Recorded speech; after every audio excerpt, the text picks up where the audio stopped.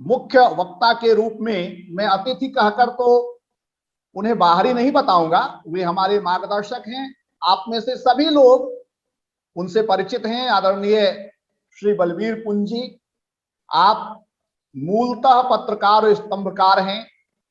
2 बार आप राज्यसभा के सदस्य रहे, एक बार उत्तर प्रदेश से और दूसरी बार उड़ीसा से। आप प्रख्यात विचारक, चिंतक रहे हैं।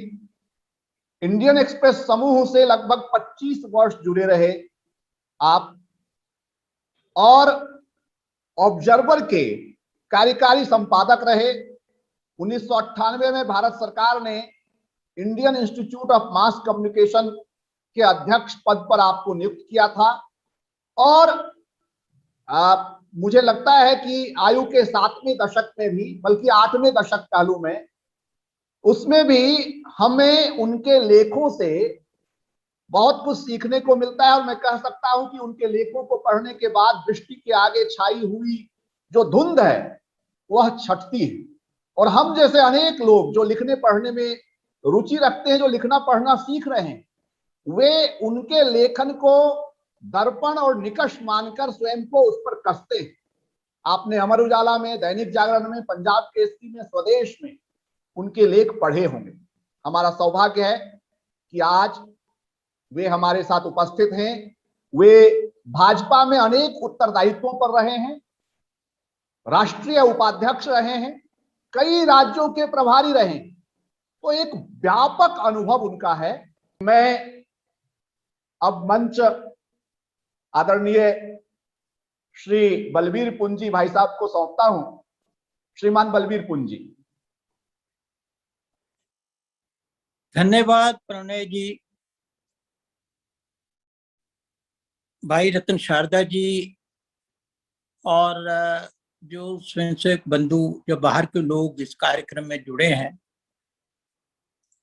जब प्रणय जी ने इस कार्यक्रम के बारे में कुछ दिन पूर्व मेरे से चर्चा की और उन्होंने कहा कि संघ पे कार्यक्रम रखेंगे जिसका विषय होगा राष्ट्रीय स्वयंसेवक संघ दिशा एवं दर्शन, तो मुझे थोड़ी हैरानी हुई, क्योंकि इस कार्यक्रम में के श्रोताओं से मैं भली भांति परिचित हूं। अधिकांश, सारे नहीं तो अधिकांश जो है वो स्वयंसेवक हैं, स्वयंसेवक रहे हैं, संघ को जानते हैं, और बहुत से बंधु तो शायद अनुभव और कार्य दृष्टि से मुझसे वरिष्ठ भी हैं। तो इन सब को आप सबको मेरा प्रणाम। जीवन में बहुत सारी चीजों को जिया जा सकता है, we have to live through them, और उनको जीने से ही उनका महत्व जो है हम समझ सकते हैं। और कई अनुभव ऐसे होते हैं जिन्हें हम केवल अनुभव से या जीकर ही जान सकते हैं। उदाहरण के लिए रसगुल्ला मीठा होता है, हम सब जानते हैं। आम भी मीठा होता है, परंतु क्या इनके स्वाद को हम शब्दों में बता सकते हैं? वास्तव में कुछ अनुभव शब्दातीत होते हैं, शब्दों की सीमा में हम उनको नहीं बांध सकते। यही कह सकते हैं रसगुल्ला मीठा है, आम मीठा है, परंतु दोनों के मीठेपन में अंतर क्या है, जब तक आम को खाएंगे नहीं तब तक आप उसको अनुभव नहीं कर पाएंगे, जान नहीं पाएंगे। संघ के साथ भी यही समस्या है। संघ भी ऐसा ही एक मीठा फल है। संघ की जीवन शैली और कार्यशैली को समझना किसी भी बाहरी व्यक्ति के लिए बहुत ही कठिन है, और हम में से जो संघ के साथ जुड़े हैं, स्वयंसेवक हैं, उनके लिए भी वर्षों काम करने के बाद किसी बाहरी व्यक्ति को संघ को समझाना कठिन है। संघ के दर्शन को, उसकी कार्यशैली को संघ में जीकर ही समझा जा सकता है, उसे आत्मसात किया जा सकता है। वास्तव में अगर हम देखें तो एक प्रश्न उठता है कि संघ का उद्देश्य क्या है। प्रश्न स्वाभाविक है। संघ एक संगठन है, उसकी अपनी एक विशिष्ट कार्यशैली है, एक पूरा का पूरा औपचारिक ढांचा भी है, परंतु संघ का उद्देश्य कभी भी संगठन को मजबूत करने का, सशक्त करने का नहीं रहा। संगठन तो एक माध्यम मात्र है। संघ समाज में संगठन मात्र न रहकर समस्त समाज को संगठित करना चाहता है और दशकों से समाज की, देश की यह आवश्यकता भी रही है। हम सदियों से विदेशी आक्रमणों के शिकार रहे हैं, उससे हमारे चिंतन पे, सामाजिक रचनाओं पर, हमारे मानस पर बहुत प्रभाव पड़ा है। कुछ शायद अच्छी बातें आई होंगी, परंतु बहुत हमको उस मामले में हानि भी हुई है। वासुदेव कुटुंबकम, ये हमारा मूल मंत्र है संस्कृति का। अभी भी उत्तर भारत में अगर कहीं भी सत्संग होता है तो उसमें मैं देखता हूं कि 3 नारे लगते हैं। धर्म की जय हो, अधर्म का नाश हो, प्राणियों में सद्भावना हो। सद्भावना केवल अपने शहर के लोगों के लिए, अपने देश के लोगों के लिए, केवल हिंदू समाज में या केवल मानव जाति में सद्भावना न हो। जो सद्भावना का मूल मंत्र है, उससे हम पूरे विश्व को जोड़ते हैं। और लास्ट में नारा लगता है, लोग कहते हैं, समझते कितना मालूम नहीं, विश्व का कल्याण। अब हमारा जो इंटेलेक्चुअल पैराडाइम है वो तो इन नारों में समाहित है, वसुधैव कुटुंबकम। परंतु अगर हम व्यवहार में देखें तो हमारा समाज में असमानता है, समरसता का अभाव है। हम आपस से छोटी छोटी बातों पे लड़ते हैं और सबसे दुखद बात तो ये है कि जाति के नाम पर हम जो इस सांस्कृतिक विरासत के मालिक हैं, वो आपस में जाति के नाम पर लड़ते हैं। मैं यहाँ यूनिफॉर्मिटी अर्थात एक रूपता की बात नहीं कर रहा हूँ। हमारे समाज में विविध रंग हैं, हमारा खान पान, रहन सहन, भाषा, बोलियां अलग अलग हैं और इनमें से सबकी सब गर्व करने योग्य हैं। पर सतही विभिन्नताओं के होते हुए भी हमारा एक साझा इतिहास है, साझी परंपराएं हैं जो हमें बांध कर रखती हैं और आपस में जोड़ती हैं। हुआ ये कि विदेशी आक्रमणों के चलते हुए जो चीजें हमको बांध कर रखती थी वो कमजोर होती गई और जो चीजें हमको बांटती हैं वो मजबूत होती गई। और संघ ने इस बीमारी को पहचाना, देश को एकता, भावनात्मक एकता के सूत्र में जो हमें एक माला में पिरोता है, उस पर सतत प्रयास करना आरंभ किया और आज भी जारी है। संघ मूलतया इसलिए काम करता है कि समाज में बंधु भाव जागे, ऊंच नीच की खाई पटे। हम लोग मां भारती की संतान है, संघ को समझना है तो उन कारणों में जाना पड़ेगा जिस वजह से संघ का जन्म हुआ। डॉक्टर केशव राम बलीराम हेडगेवार, आगे सरसंघचालक परम पूज्य डॉक्टर हेडगेवार, वो कांग्रेस में काम करते थे, विदर्भ कांग्रेस कमेटी के एक महत्वपूर्ण पदाधिकारी थे और उन्होंने कांग्रेस में रहते हुए राष्ट्रीय स्वयंसेवक संघ की स्थापना की। तो उसका कोई विशेष कारण रहा होगा, जिन्होंने समझ में आया होगा कि कांग्रेस में रहते हुए ये काम नहीं हो सकता और इसके लिए हमको देश का इतिहास, मैंने प्रणय जी से चर्चा भी की थी कि मैं शायद 5 मिनट अतिरिक्त और ले लूंगा समय, क्योंकि मैं देश के इतिहास की चर्चा करने चाहूंगा, तभी हमें ध्यान में आएगा संघ क्यों और 90 वर्ष से अधिक समय से काम कर रहा है, तो उसका कारण क्या है। आप अगर पाकिस्तान की ऑफिशियल वेबसाइट खोलें तो वो अपने जन्म का इतिहास बताते हैं।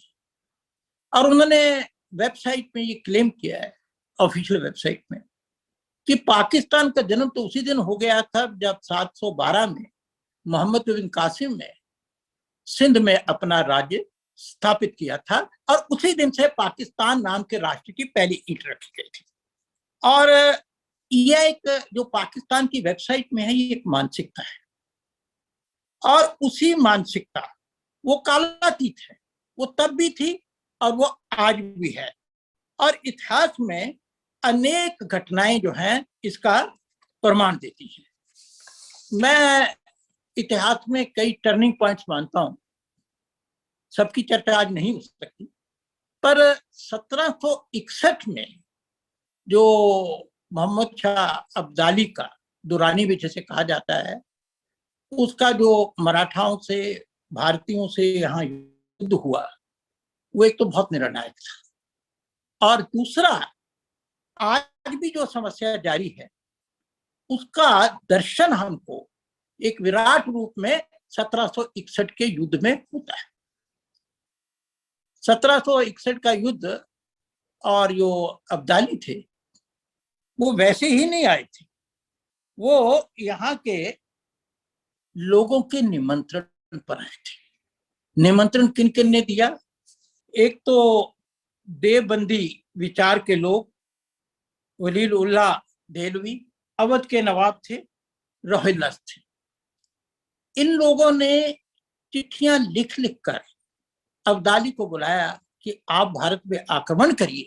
रहते यहाँ थे, जन्म यहाँ का था, खाते पीते यहाँ के, परंतु पत्र भेजकर उनको निमंत्रित किया और उनको कहा, आग्रह किया कि यहाँ पे काफिर बहुत सिर उठा रहे हैं और इसलिए आप आए और इनको सीधा करके और यहाँ पे इस्लाम का परचम दोबारा। मराठों की हार हुई तो उसके बाद 1803, वो वर्ष भी याद रखना चाहिए, 1803 में अंग्रेज जो थे, ईस्ट इंडिया कंपनी, उन्होंने दिल्ली पे आक्रमण किया और यहाँ पे, वहां से जनरल लेक थे और यहाँ से अपनी तरफ से मराठा थे। और जहां मैं रहता हूँ आज नोएडा में, इसी भूमि पे, इसको नोएडा तब नहीं कहा जाता था, पटपड़गंज कहा जाता था, यहाँ पे भयंकर युद्ध हुआ और उसमें मराठे पराजित हो गए। मैं इस बात का जिक्र इसलिए कर रहा हूं कि अगर उन्होंने अब्दाली को नहीं बुलाया होता तो मराठे कमजोर नहीं होते। मराठे कमजोर नहीं होते तो 1803 की लड़ाई में वो हारते नहीं और अंग्रेजों का भारत पर कब्जा नहीं होता। परंतु 1803 में हम लोग हार गए।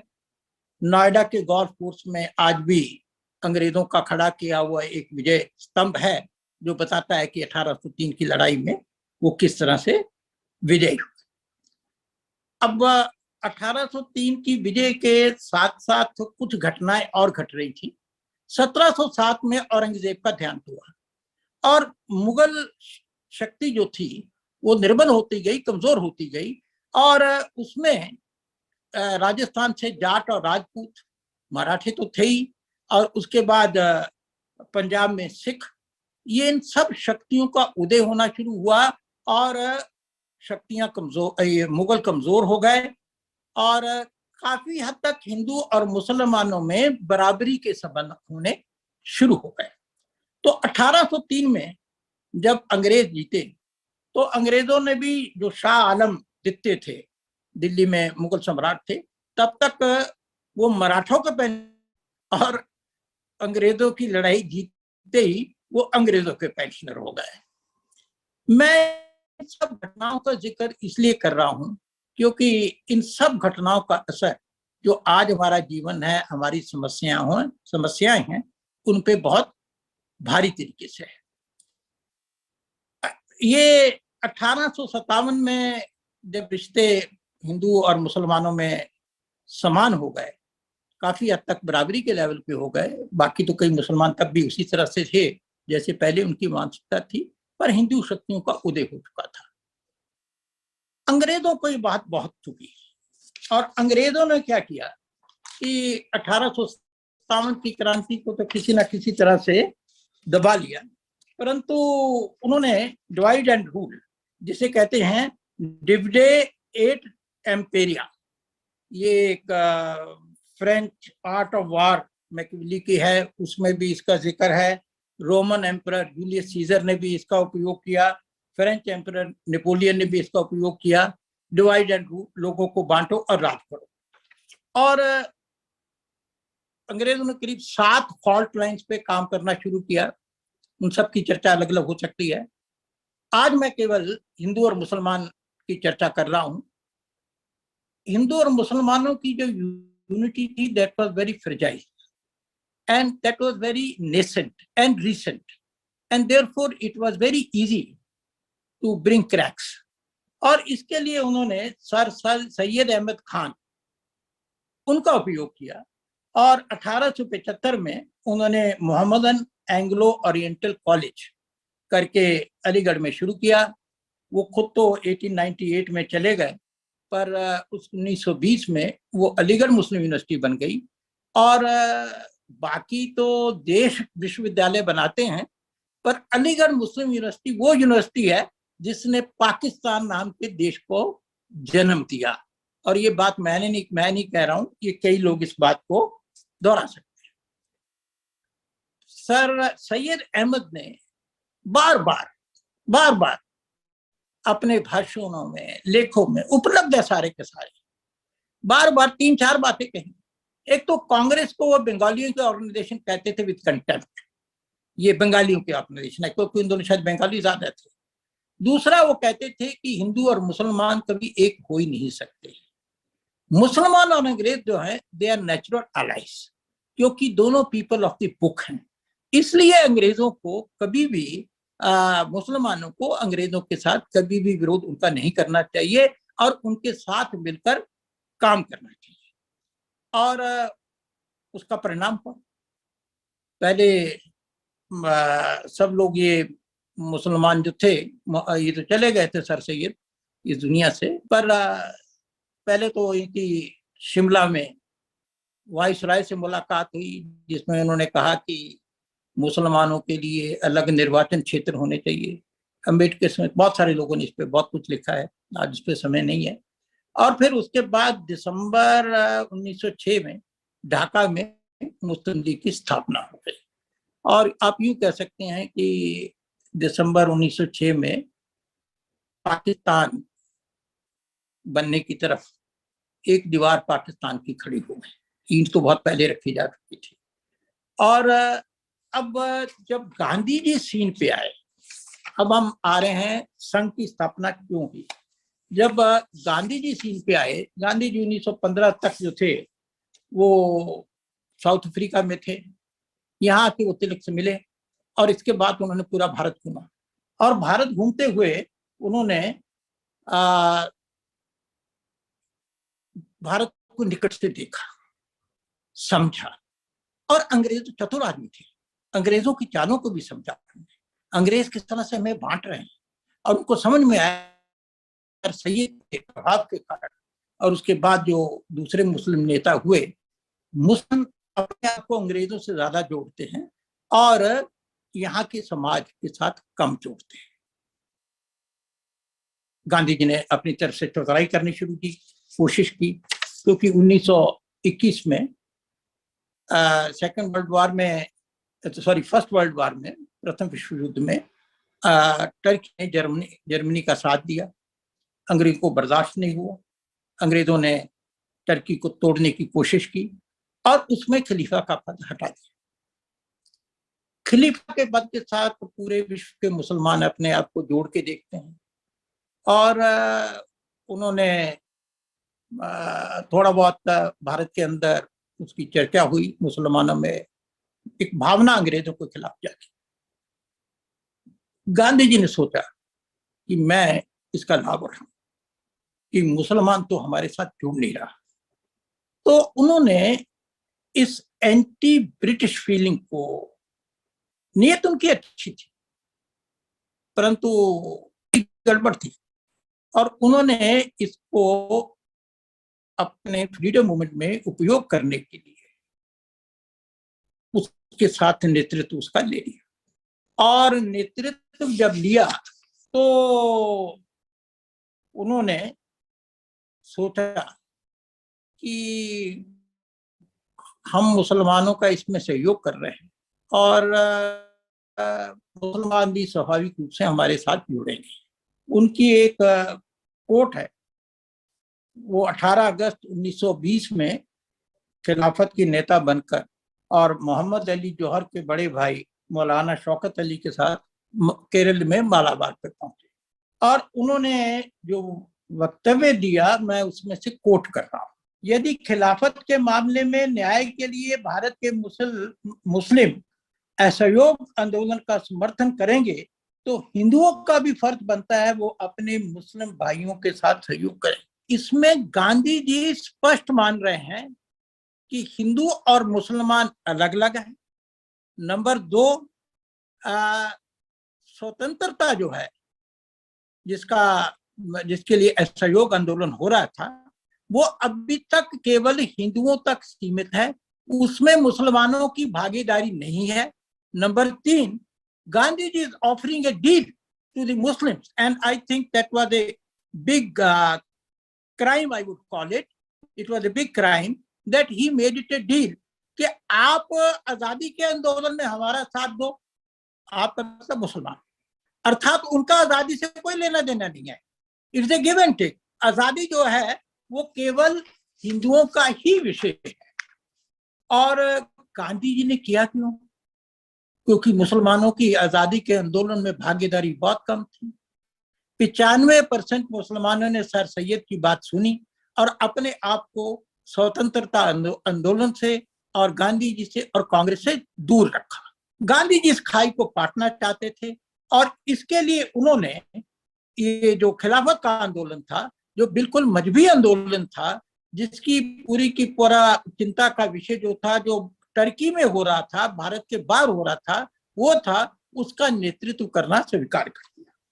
वास्तव में गांधी जी का उपचार और दवाइयां बीमारी से घातक सिद्ध हुई और उन्होंने किया तो ये सब हिंदू और मुसलमानों की एकता के लिए था, परंतु ये निर्णय बिल्कुल उल्टा सिद्ध हुआ और हिंदू और मुसलमानों के बीच में खाई और क्यों बढ़ी? क्योंकि खिलाफत से मुसलमानों में उनकी जो इस्लामी पहचान थी, एक तो वो रेखांकित हुई और दूसरा मुसलमान जो है उनकी जो लॉयल्टी है वो किसी भौगोलिक सीमा के साथ नहीं बंधी हुई।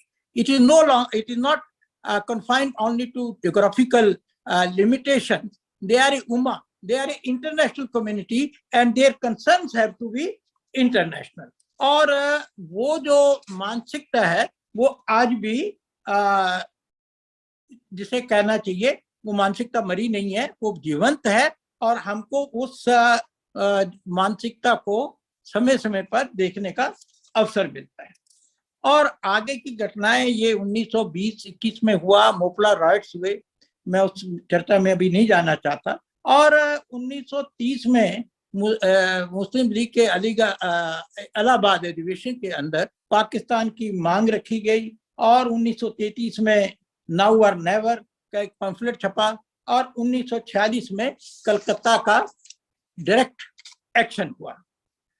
ये गांधी जी ने, अच्छा मोपला राइट्स के बारे में देखिए, दो चीजों में डॉक्टर हेडगेवार और गांधी जी एक ही पेज पे हैं। पहली बात तो ये कि गांधी जी ने जब वो वक्तव्य मालाबार में दिया तो उन्होंने एक्सेप्ट किया, कंसीड किया, उन्होंने माना कि मुसलमानों की भागीदारी स्वतंत्रता आंदोलन में नहीं है। They have absolutely no concern in working for the freedom of the country because they don't feel connected. वो अपने आप को भारत के साथ कनेक्ट नहीं करते और डॉक्टर हेडगेवार का भी यही मानना था और मैं उदाहरण नहीं देना चाहता। और जब वो मोपला राइट्स हुए और उसमें हिंदुओं के ऊपर बहुत सारे अत्याचार हुए, दंगे तो देश में काफी जगह हुए, परंतु जो दंगा केरल में हुआ, मालाबार में हुआ, जिसको मोपला राइट्स के नाम से जानते हैं, वो बड़ा भयानक था।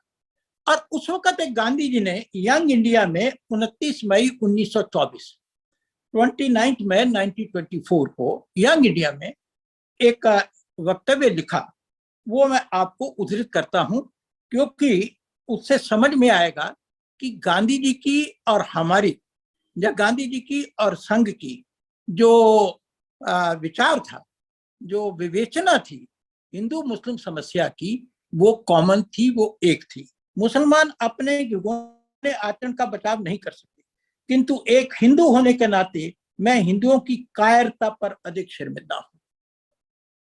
भागता था हिंदू, राइट होता था, दंगा होता था, हिंदू भागता था, लड़ता नहीं था। तो आगे देखिए गांधी जी क्या कहते हैं, लूटे घरों के मालिक अपनी संपत्ति की रक्षा के प्रयास में क्यों नहीं मरे? लड़े नहीं तो मरेंगे कैसे? जब बहनों का बलात्कार हो रहा था तब उनके परिजन कहां थे? बलात्कार के खिलाफ ही लड़े। मेरी अहिंसा खतरे के समय अपनों को असुरक्षित छोड़ना, भागने को स्वीकार नहीं करती। हिंसा और कायरता के बीच ये गांधी जी कह रहे हैं, मैं हिंसा को कायरता के स्थान पर प्राथमिकता दूंगा। तो गांधी जी का और डॉक्टर हेडगेवार का दोनों बातों में साम्य था। They were on the same page. Number one, Hindustan, Bharat as it is mainly is the concern of the Hindus, and number two, Hindus are coward, they need to get organized. Gandhi ji के यंग इंडिया में मित्र गांधी, ये doctor Hedgewar को ये समझ में आ गया। गांधी जी तो young India में लिखकर इस दिशा में आगे नहीं बढ़े। उन्होंने जो निष्कर्ष निकाला था उस निष्कर्ष पर काम नहीं किया, पर डॉक्टर हेडगेवार ने किया, और उन्होंने समाज की इस कमजोरी को समझा और 17 सितंबर विजयदशमी के दिन 1925 में उन्होंने राष्ट्रीय स्वयंसेवक संघ की स्थापना की। संघ तो मामलों में बाकी संस्थाओं से बिल्कुल अलग है, और डॉक्टर हेडगेवार ने देखा कि लोग देशभक्त हैं, परंतु वो देशभक्ति को एक सार्वजनिक जीवन की सीढ़ी के रूप में उपयोग करना चाहते हैं।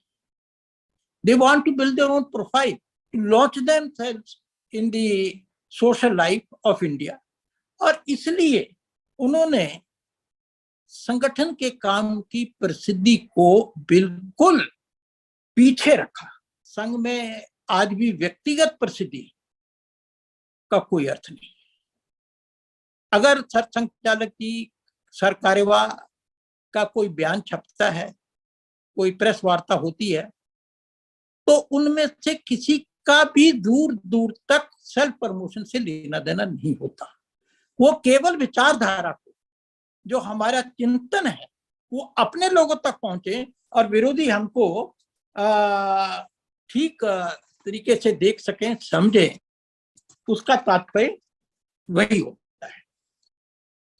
संघ की कोई ऐसी मान्यता नहीं है कि ओनली संघ हैज ए मोनोपोली और पेट्रियोटिज्म, हम ही केवल देशभक्त हैं। समाज में और भी बड़े देशभक्त हैं, और समाज में जो देशभक्त हैं, संघ के आलोचक तो कई तो आलोचक इसलिए क्योंकि विचारधारा के कारण है। कई लोग भारत को तोड़ना चाहते हैं, इसलिए संघ के आलोचक हैं। कई लोग भारत को दोबारा वैचारिक रूप से वैसे गुलाम बनाना चाहते हैं, वो भी संघ के आलोचक हैं। कई लोग ऐसे हैं जो संघ को इसलिए पसंद नहीं करते क्योंकि संघ जो है मतांतरण में एक बड़ी दीवार बन के खड़ा है। कई लोग इसलिए नहीं चाहते क्योंकि संघ जो है ये इस्लाम का परचम जो लाहौर तक है, कश्मीर में भी फैलता है, वो केरल तक नहीं जाए, संघ उसमें एक दीवार है। परंतु बहुत सारे लोग देशभक्त भी हैं जो चिंतक हैं, वो संघ की आलोचना करते हैं। अब प्रश्न उठता है कि संघ से शिकायत, देशभक्ति का दम भरने वाले तो कई सैकड़ों संगठन इस देश में, पर शिकायत केवल संघ से, क्योंकि संघ से अपेक्षा है, क्योंकि संघ कर सकता है, इसीलिए शिकायत है। और शिकायत केवल सक्षम से होती है, जो कुछ करने योग्य नहीं उससे अपेक्षा कौन रखेगा। और संघ ने जो शक्ति अर्जित की है, जो समर्थन अर्जित किया है, जो अपनी ताकत बढ़ाई है, उससे सज्जनों में, पंजाबी की कहावत है, दुश्मन डरते हैं उससे और सज्जन उससे आस करते हैं, आशा रखते हैं, जो समर्थ होता है। क्योंकि संघ अपनी तपस्या के कारण इतना सक्षम हुआ है कि आज उससे शिकायत भी है और अपेक्षा। और इनमें से ऐसे लोग बहुत सारे हैं जो बहुत विद्वान हैं, श्रद्धा के पात्र हैं। और जैसा मैंने पहले निवेदन किया, संघ को आप केवल पढ़कर या सुनकर नहीं समझ सकते। संघ को अगर समझना है तो संघ के बीच में आना पड़ेगा, संघ के साथ काम करना पड़ेगा। संघ लोक संग्रह के सिद्धांत पर काम करता है और लोक संग्रह जो है वो इसलिए आवश्यक होता है कि एक प्रजातांत्रिक प्रणाली में जब तक इकोसिस्टम आपके साथ नहीं होगा तब तक आप कोई दूरगामी परिवर्तन व्यवस्था में नहीं कर सकते। मैं इसके दो उदाहरण देता हूं। एक तो उदाहरण राम मंदिर का है। राम मंदिर का संघर्ष केवल लगभग 500 वर्षों से चल रहा था और 1947 में आजादी मिलने के बाद भी हमको 70 साल लगे। मुझे याद है कि 1989 में पालनपुर में भारतीय जनता पार्टी ने पहली बार इसका संज्ञान लिया था और फिर श्रद्धेय आडवाणी जी ने रथ यात्रा निकाली, कितने कार्यकर्ताओं का बलिदान हुआ, कितना लिखा गया उसके ऊपर, कितने भाषण हुए और उन सब के बाद आज ऐसा इकोसिस्टम बन गया कि आज राम मंदिर का कोई विरोध नहीं करता। कुछ लोग जिन्होंने कुछ किया नहीं था वो उसका श्रेय लेने की कोशिश जरूर करते हैं। और देखिए इकोसिस्टम का एक और जो अपने आप को कभी हिंदू से जोड़ते नहीं थे, हिंदू शब्द से, जो जिनको शर्म आती थी, वो आज अपने आप को हिंदू ना केवल हिंदू कहते हैं बल्कि अपने कुर्तों के ऊपर जनेऊ पहनकर मंदिर मंदिर जाकर अपने आप को हिंदू घोषित करते हैं। ये है लोक संग्रह के माध्यम से किए हुए काम का चमत्कार। दूसरा देखिए, सरकार ने 3 कृषि बिल लाए। तीनों ही बिल किसानों के लिए और देश के लिए बहुत शुभ थे, अच्छे थे, परंतु काम ठीक था, रास्ता गलत था। अध्यादेश के माध्यम से किया, पूरे देश में लोक संग्रह इस विषय पे हुआ नहीं और देश के जो शत्रु थे वो एजेंडे को ले उड़े और सरकार को वापस लेने पड़े। तो लोक संग्रह का हमें अर्थ जो है वो समझना चाहिए। अपने जो मित्र देशभक्त भी हैं पर आलोचक भी हैं, मैं उनको एक उदाहरण देना चाहता हूं। मान लीजिए किसी रेल के इंजन की गति 200 किलोमीटर तक जा सकती है। बॉम्बे हम 12 घंटे में बॉम्बे 1200 किलोमीटर है दिल्ली से, तो अगर 200 किलोमीटर की स्पीड से चलाएं तो 6 घंटे में पहुंच जाए, पर यहाँ ड्राइवर 15 घंटे देता है।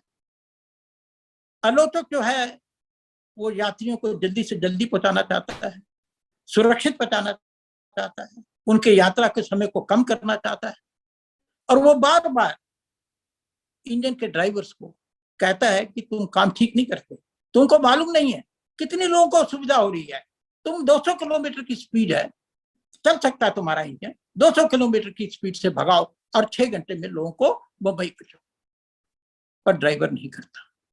ड्राइवर को मालूम है कि मैं 200 किलोमीटर की स्पीड पे चलूंगा तो पीछे के डिब्बे साथ नहीं चल पाएंगे, डीकपलिंग हो जाएगी और बीच बीच में रेलवे की लाइन जो है मजबूत नहीं है, वहां पर अगर इसी स्पीड से गाड़ी चलाई तो डिब्बे जो है पटरी से नीचे उतर जाएंगे। कई जगह मोड़ है, अगर मैंने वहां पे किया तो गाड़ी उलट सकती है। मुझे यात्रियों को सुरक्षित ले जाना है, इसलिए वो आलोचना सुनते हुए भी चुप रहता है और गाड़ी को जिस स्पीड पे सुरक्षित ले जा सकता है यात्रियों को, उसी गति से वो चलाता है। इसी तरह संघ है, संघ को मालूम है क्या करना है, उद्देश्य स्पष्ट है। जैसे माननीय रतन शारदा जी ने कहा और बहुत सुंदर शब्दों में बताया शारदा जी ने कि कोई दिशा भ्रम नहीं है हम लोगों को, कहीं भ्रम नहीं है, हम जानते हैं, परंतु हमें इस समाज की जो सीमाएं हैं, संघ की सीमा नहीं है, समाज की सीमाएं हैं, उन समाज की सीमाओं को ध्यान में रखते हुए चलना है। हमको एक बात में कहें तो समाज को किसी भी समय पर कितना परिवर्तन स्वीकार्य है, और अगर परिवर्तन बड़ा करना है तो समाज को पहले उसके लिए तैयार करना पड़ेगा, और उसके लिए जो परिश्रम लगता है वो स्टैंड अलोन इंटेलेक्चुअल्स वो इस बात को नहीं समझ पाते। संघ से जुड़ना ईश्वरीय कार्य है। हम में से जो भी लोग संघ के काम के साथ जुड़े हुए हैं, वो मुझे याद है माननीय सुदर्शन जी से मेरा अच्छा संपर्क था, वो कहते थे ईश्वरीय कार्य। उससे पहले कई लोगों ने और भी कहा, और सच में जब आप संघ में तन मन धन से काम करते हैं तो आपको लगता है कि आप ईश्वर के निकट हैं, आप उसको प्रसन्न करते हैं। संघ की तपस्या का परिणाम है कि अयोध्या में 500 साल के अंतराल के बाद भव्य राम मंदिर का निर्माण हो रहा है। काशी अपने पुराने वैभव की तरफ लौट रही है। विश्वास नहीं होता था कि अपने जीवन काल में ये हो पाएगा। समाज से जो बिछड़े लोग थे, जिसका जिक्र रत्न शारदा जी ने भी किया, उनकी वापसी हो रही है।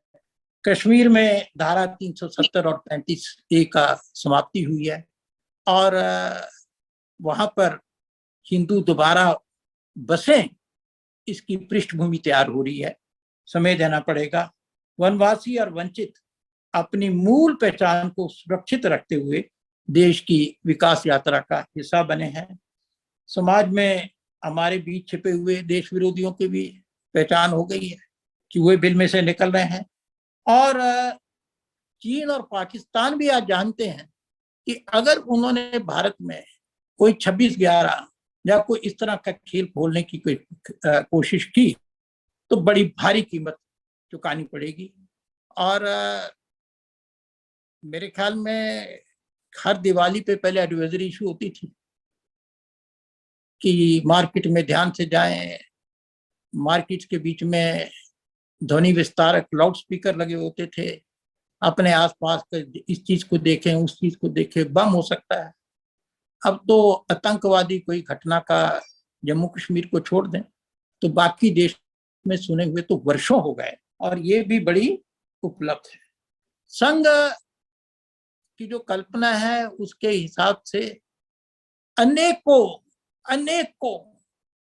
सेवा कार्य प्रकल्प के माध्यम से, जिसे रत्न शारदा जी कह रहे थे कि सर्कल को बड़ा करते जा रहे हैं, जिससे कि पूरा समाज जो है वो संघ में हो जाए।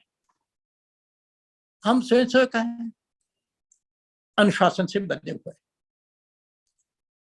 पर जो भी सज्जन हमको सलाह देते हैं, कुछ आपत्ति भी हमारी कार्यशैली पे करते हैं, हम उनका सम्मान करते हैं, उनकी सुनेंगे। वो देश हित में कहते हैं, उनकी नीयत खराब नहीं है। वो हमारी कार्यशैली को ज्यादा शायद समझते नहीं, हमारी सीमा को नहीं समझते। हम सुनेंगे उन सब की, किंतु करेंगे वही जो इस देश के लिए ठीक है और जिस गति पे समाज चल सकता है। इन्हीं शब्दों के साथ वंदे मातरम, जय मां भारती, जय हिंद, नमस्कार।